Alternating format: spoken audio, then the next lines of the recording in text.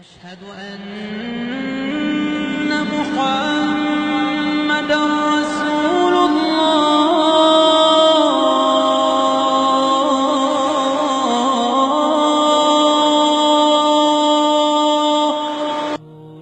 വർഗീയതയും ഭീകരവാദവും പ്രചരിപ്പിക്കുന്ന മുസ്ലിം നാമധാരികളും ഇസ്ലാമിനെക്കുറിച്ചും മുഹമ്മദ് നബിയെക്കുറിച്ചും തെറ്റിദ്ധരിച്ച സഹോദര മതവിശ്വാസികളും ഈ വാക്കുകൾ ചെവി തുറന്ന് കേൾക്കുക. മുഹമ്മദ് എന്ന അത്ഭുത പ്രതിഭാസത്തെക്കുറിച്ച്. അതെ, നിങ്ങൾ മുഹമ്മദ് എന്ന ഇസ്ലാം മത പ്രവാചകനെ മാറ്റി നിർത്തി താഴെ പറയുന്ന വ്യക്തികളെ ഒന്ന് പരിശോധിച്ചു നോക്കൂ. നിങ്ങൾക്ക് മനസ്സിലാകും എന്തായിരുന്നു മുഹമ്മദ് എന്നും എന്തുകൊണ്ട് അദ്ദേഹം ഇത്രയും ചർച്ച ചെയ്യപ്പെടുന്നു എന്നത്. മുഹമ്മദ് എന്ന അനാഥ ബാലൻ, മുഹമ്മദ് എന്ന ആട്ടിടയൻ, മുഹമ്മദ് എന്ന യുവാവ്, മുഹമ്മദ് എന്ന വ്യാപാരി, മുഹമ്മദ് എന്ന ഭർത്താവ്, മുഹമ്മദ് എന്ന സത്യസന്ധൻ, മുഹമ്മദ് എന്ന തത്വചിന്തകൻ, മുഹമ്മദ് എന്ന സാമൂഹ്യ പരിഷ്കർത്താവ്, മുഹമ്മദ് എന്ന അനാഥ സംരക്ഷകൻ, മുഹമ്മദ് എന്ന അഗതികളുടെ സംരക്ഷകൻ, മുഹമ്മദ് എന്ന മനുഷ്യാവകാശ പ്രവർത്തകൻ, മുഹമ്മദ് എന്ന അടിമമോചകൻ, മുഹമ്മദ് എന്ന അഭയാർത്ഥി, മുഹമ്മദ് എന്ന കുടുംബനാഥൻ, മുഹമ്മദ് എന്ന പിതാമഹൻ, മുഹമ്മദ് എന്ന പടയാളി, മുഹമ്മദ് എന്ന നയതന്ത്രജ്ഞൻ, മുഹമ്മദ് എന്ന ലഹരി വിമോചകൻ, മുഹമ്മദ് എന്ന ന്യായാധിപൻ, മുഹമ്മദ് എന്ന നിയമജ്ഞൻ, മുഹമ്മദ് എന്ന സർവ്വസൈന്യാധിപൻ, മുഹമ്മദ് എന്ന ഭരണകർത്താവ്, എല്ലാറ്റിലുമുപരി മുഹമ്മദ് എന്ന മനുഷ്യൻ. ഗ്രീക്ക് റോമൻ ഇതിഹാസങ്ങളിലെ കഥയല്ല മുഹമ്മദിന്റെ ജീവിതം.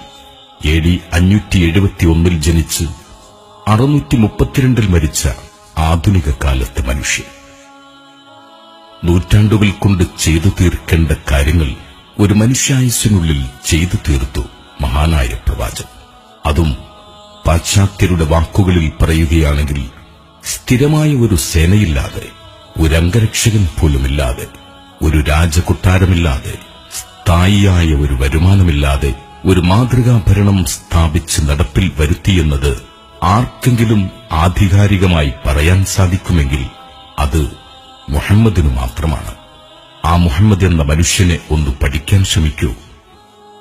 അനാഥ ബാലനിൽ നിന്നും അറേബ്യയുടെ ഭരണാധികാരിയിലേക്ക് നടന്നു നീങ്ങിയ വഴികൾ ഒന്ന് പരിശോധിച്ചു നോക്കിയാൽ നിങ്ങൾക്ക് മനസ്സിലാകും എന്തായിരുന്നു യഥാർത്ഥ മുഹമ്മദ് എന്ന്. വെളുത്ത സൽമാൻ ഫാരിസിനെയും കറുത്ത ബിലാലിനെയും ഒരേ നിരയിൽ അണിനിരത്തി വർണ്ണവിവേചനം അരുതെന്ന് ലോകത്തെ പഠിപ്പിച്ച പ്രവാചകൻ. അമ്മയുടെ കാൽച്ചുവട്ടിലാണ് സ്വർഗമെന്ന് പഠിപ്പിച്ച പ്രവാചകൻ.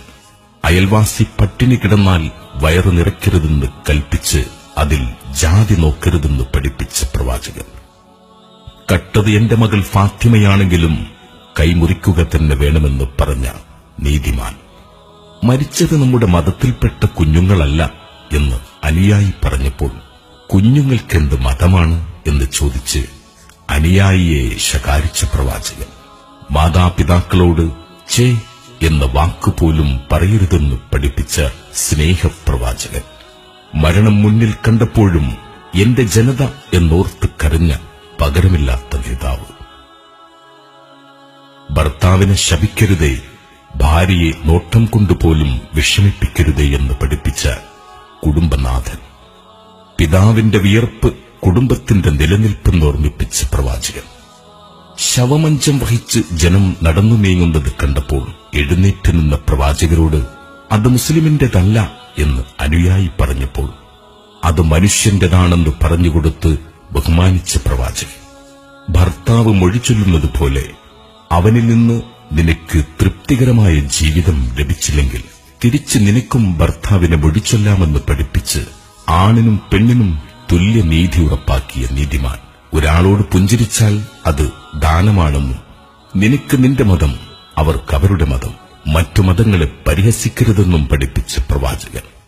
സ്ത്രീ എന്നാൽ ബഹുമാനിക്കപ്പെടേണ്ടവളും ആദരിക്കപ്പെടേണ്ടവളുമാണെന്ന് ആദ്യമേ പഠിപ്പിച്ച പ്രവാചകൻ. വഴി തടസ്സപ്പെടുത്തി ഒരു മുള്ളു കണ്ടാൽ പോലും ആ തടസ്സം നീക്കാതെ മുന്നോട്ട് പോവരുതെന്ന് പഠിപ്പിച്ച പ്രവാചകൻ. ഏറ്റവും ചിലവ് കുറഞ്ഞ വിവാഹമാണ് ഏറ്റവും മഹത്വമേറിയതെന്ന് പഠിപ്പിച്ച പ്രവാചകൻ. അറിവ് വിശ്വാസിയുടെ സമ്പത്താണ്. അത് എവിടെ കണ്ടാലും പെറുക്കിയെടുക്കണമെന്ന് ഓർമ്മിപ്പിച്ച പ്രവാചകൻ. പെണ്ണിന്റെ സുരക്ഷിതത്വമാണ് സമൂഹത്തിന്റെ നിലനിൽപ്പെന്നും പെൺമക്കളുള്ള കുടുംബമാണ് ഉത്തമ കുടുംബമെന്നും പഠിപ്പിച്ച പ്രവാചകൻ. നിന്റെ വിരലുകളിൽ നിന്നെ തിരിച്ചറിയാനുള്ള അടയാളമുണ്ടെന്ന് പഠിപ്പിച്ച പ്രവാചകൻ. അനാഥ കുട്ടികളുടെ മുമ്പിൽ സ്വന്തം കുട്ടിയെ ലാളിക്കരുതെന്ന് പഠിപ്പിച്ച കാരുണ്യ പ്രവാചകൻ. എത്ര പറഞ്ഞാലും പൂർണ്ണമാകാത്ത വാക്കുകൾ, എത്ര എഴുതിയാലും അവസാനിക്കാത്ത വരികൾ.